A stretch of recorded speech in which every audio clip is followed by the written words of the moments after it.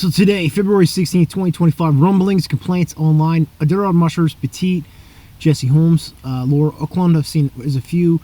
The Olson rookie in Fairbanks complaining about Iditarod 2025 potential trail in Willow and suggesting because of snow conditions, trail conditions in the interior that they want a Fairbanks start. Now, to me, I mean, like, I first saw their post. There's a picture of like the Fairwell Burn area between Rowan and Nikolai on Jesse Holmes, Instagram, ex-life below zero musher. I knew Jesse years ago.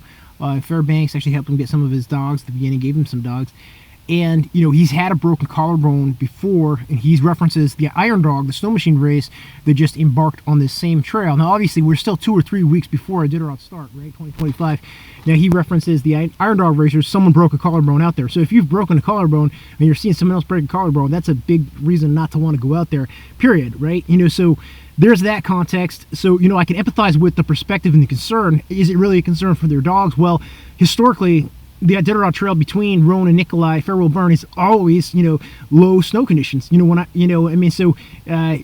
much every year there's dry ground out there. It's part of the challenge of the history of crossing Alaska by dog team. And there's only 14 dogs in each team this year.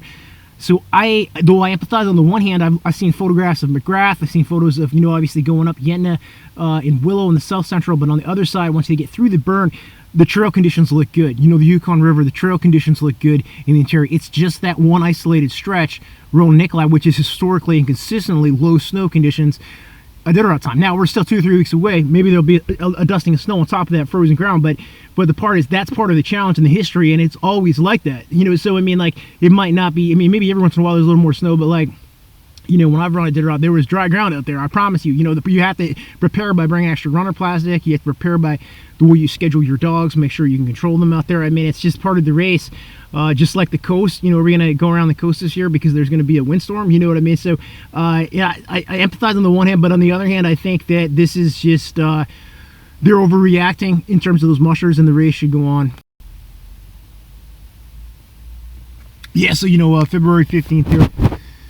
I believe it's 16th, talking about those mushers complaining about trail conditions, potentially Iditarod, and the idea of a Willow start versus a Fairbanks start, and obviously, all of the logistics and the controversies, but also tying back into the history of the trail and stuff like that. I'm just saying, there's time in my life where it was we're living, the dogs are off the road system, commuting back and forth with a small dog team to the to the place where the kennel and the location is, and we're going literally through open water, we're going through a swamp, and we're seeing wildlife out there, and maybe it's a question of you need to start the race and have less dogs from your team if you're personally not comfortable with that section of trail, but in other words, this is part of the technical the skill set of a musher and of a team manager to be able to navigate, difficult conditions, like going up over the Alaska range, if you see moose out on the trail, right?